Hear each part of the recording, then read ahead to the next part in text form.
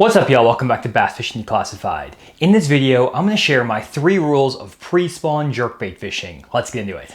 Rule number 1 of pre-spawn jerkbait fishing is think flat and shallow. In general, I feel like a lot of anglers fish too deep in the pre-spawn with jerkbaits. In the wintertime, it's not a bad idea to be fishing steep bluff walls or deeper points, but in the pre-spawn, when the water temperatures are warming up and are getting into the high 40s and even into the low 50s, bass are going to be setting up on flatter, shallower points that slope out into the lake a pretty good distance. A lot of times the points are going to look almost like do-nothing points. They'll have pea gravel on them. They're going to look very boring. They don't have nice chunk rock on them, anything like that. But these fish are going to be staging up out in front of these boring points waiting to spawn.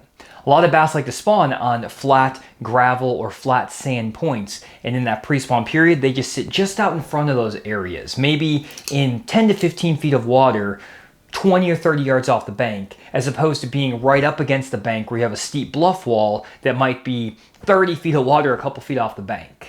The deal with the jerkbait though is that you also want to make sure you're fishing a jerkbait that doesn't go too deep. A lot of times in the winter, I'm throwing deeper diving jerkbaits, a Megabass Vision 110 plus 2, like the one I have in my rod right here, and we still have low 40-degree water temperatures here in Arkansas, so I'm throwing that deeper diving jerkbait. But as water temperatures warm up here, hopefully in the next few weeks, hopefully, we're going to be going to some shallower jerkbaits, like a Megabass Vision 110 plus 1, or even like a Lucky Craft Pointer 100, which may only dive 3 to 5 feet deep.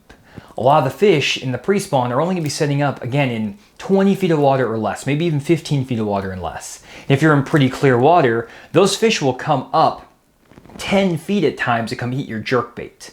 You always want to make sure your jerkbait is above the level of the fish, and as water temperatures warm up, the fish will be more aggressive as well, so they're more likely to chase off of a stump or a rock or a brush pile to come eat your jerkbait higher up in the water column. This is especially true if you have sunnier skies. Those fish like to float a little bit more. If it's a little bit cloudier, you may want to go to a deeper diving jerkbait like a Megabass Vision 110 plus 1, but you don't need to go to like a plus 2 jerkbait that dives 8 to 12 feet deep. Usually my jerkbaits are going to dive anywhere from 3 to a maximum of 7 feet deep in the pre-spawn, and that's usually what you're going to find gets you the most bites. So again, in the pre-spawn, you want to be focused on those very flat, tapering banks and points. The best way to look for these on a contour line map is to actually use depth shading on your charts if your fish finder has it. You can shade the depth zone from about 5 foot to about 15 feet of water, and if you can see a big chunk of water from that 5 to 15 foot zone where you have a nice gradual slope to it and a big chunk of highlighted area, those are the spots you want to look for. If the contour lines are super tight together, you barely see any highlighted area, those are going to be really steep points, which again are great in the winter time, but not the best for these pre-spawn situations. So fish those flatter, shallower points, and you'll have a lot more success with jerkbaits in the pre-spawn. Rule number 2 of pre-spawn jerkbait fishing is bait size matters. I used to only basically throw 2 jerkbaits growing up, and that was a Megabass Vision 110 standard or plus 1 and the Lucky Craft Pointer 100. Both these baits have a very similar size profile, and I caught a ton of fish on these growing up, but I didn't really have the money to invest in a bunch of other jerkbaits, so I was basically forced to stick with these because it was what I had. But in recent years, I've invested in a few more jerkbaits, and I found that if you can change the size of your jerkbait depending on the lake you're on and the forage the fish are feeding on, you can get a lot bigger bites and a lot more bites. Some days you need to go to a smaller jerkbait. This is the Megabass X Nanahan plus 2. There's a plus 1 version and just a standard, but this bait is a lot smaller than that Megabass Vision 110. It is about almost half the size, though it dives similar depths. This will get down to that like 6 to 8 foot zone. And these smaller jerkbaits are going to imitate smaller threadfin shad and just smaller bait fish in general.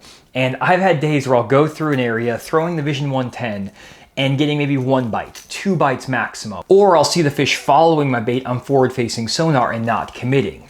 That's when I go to a smaller jerkbait, and it is incredible how many more fish you'll get to commit to the bait and how many more fish you can catch just by going to a slightly smaller bait. There's a few other baits I've thrown over the years that work pretty well as well. This is the Megabass Trick Darter 80. Again, smaller than your standard Vision 110, though it has a little bit wider, taller profile than that X Nanahan. So both of these smaller jerkbaits are really good, about 80 centimeters or 70 to 80 centimeters in length. And then there's also the Megabass Vision 110 Junior. Again, a little bit smaller than your standard 110. I know I throw a lot of Megabass jerkbaits. I like Megabass. They're one of my favorite jerkbait brands, but you can also throw other brands, obviously, that have similar baits in these sizes. I know that Lucky Craft makes some pointers that are like the Pointer 78. I've caught fish on that as well. And actually, I really do like this Pointer 100 in dirtier, more stained water. It's wider bodied than that Vision 110, and I think it throws off a little bit more vibration, and it also has a little bit more of a rattle in it. Not too much more, but just a little bit louder rattle, which I think in dirtier water can get those fish to commit a little bit better. So I'm not always just gonna be throwing Megabass. And on that point, I don't always just downsize my jerkbait. Sometimes I want to upsize my jerkbait, and I do this when I'm getting a pile of bites on the Vision 110, but I'm catching a lot of 14 to 16 inches. There's some days where they just are chewing this bait, the Vision 110 or even that Pointer 100, but I just can't get the quality fish I want. And in that situation, I'm going to upsize my jerkbait. And my go-to jerkbait when I'm upsizing is the Smithwick Perfect 10 Rogue. This bait is quite a bit bigger than a 110 profile bait, and while it doesn't cast the best, it's kind of tricky in windy conditions, it can work extremely well. It is a very inexpensive jerkbait, around $10, and I've actually got my personal best bass on this bait in the pre-spawn. So I was throwing the Perfect 10 Rogue, and I was fishing it over a brush pile in March and caught a 10-pounder. So this jerkbait definitely catches big fish, and that day I had like 28 pounds for my best 5. So this all coming on this jerkbait. So this is a sweet jerkbait, gets a lot of bites, but in the wind it can be a little bit tricky to fish. So another bait I do have in the box is the Megabass. This thing is the 110 Max. Yeah, 110 Max LBO. So LBO is basically a weight transferring system, and it basically what you're hearing there is that cylinder moving through the bait, which is that weight transfer system, and it allows you to rocket this bait through the wind, even though it has some pretty tall sides. Both these baits are pretty big and have tall sides, but you can cast the Megabass 110 Max LBO way better than the Smithwick Perfect 10 Rogue. I actually prefer to throw the Rogue though,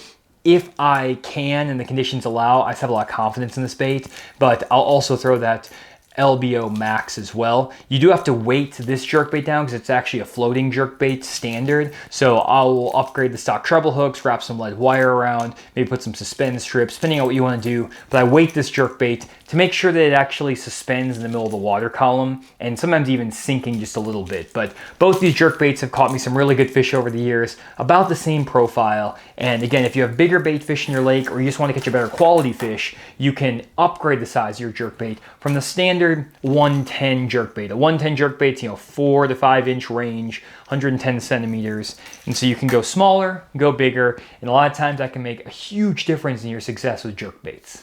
The third rule of pre-spawn jerkbait fishing is wind is your friend. In general, I find I have the best jerkbait bites on days when there's at least a little bit of wind on the lake. You don't necessarily need 20-mile-per-hour winds, and that can actually make it difficult to fish a jerkbait, but if you can at least have 5-mile-an-hour to maybe 15-mile-an-hour winds on your lake, you're going to get a lot better jerkbait bite. A jerkbait is a very visual bait, and when there's some wind and some ripples on the surface, it's going to camouflage the presence of this jerkbait, and it'll make them commit to this bait way better. I've caught fish with a jerkbait on bluebird sky days with no wind and cloudy days with no wind, but I don't get nearly as many bites or fish to commit to the bait. On those days, I actually prefer to fish a jig because I can work that bait down closer to the bottom, and around those finicky fish, also throw a wacky worm, drop shots, Nico rigs, things like that in the pre-spawn. But when you get a little bit of wind, even if, again, if it's just a ripple on the water, 5 mile an hour or above, that jerkbait is going to become a player. The thing about the wind is that it helps in both those cloudy and those sunny conditions. I do find that if you're in really dirty water, cloudy, windy days can actually be tricky with a jerkbait because the visibility is so low. You have a lot of ripple on the water, you have dirty water, and these fish actually won't always see the jerkbait as well. So on those days, you may actually be better off throwing a bait like a spinnerbait or a crankbait.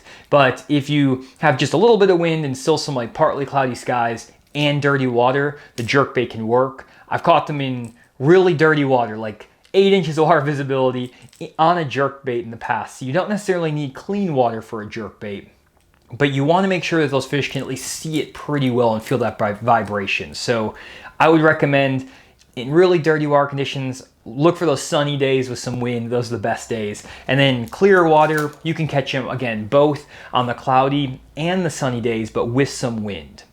If you are struggling to get bit on a jerkbait as well, don't get too caught up on the cadence. This is probably going to be a little bit of a bonus rule 4 for you, but I think a lot of guys get too caught up in the cadence of their jerkbait in the pre-spawn. The cadence is basically the way that you twitch that jerkbait. So a lot of guys will do like a twitch and they'll pause the bait for 3 to 4 seconds, then twitch, pause the bait.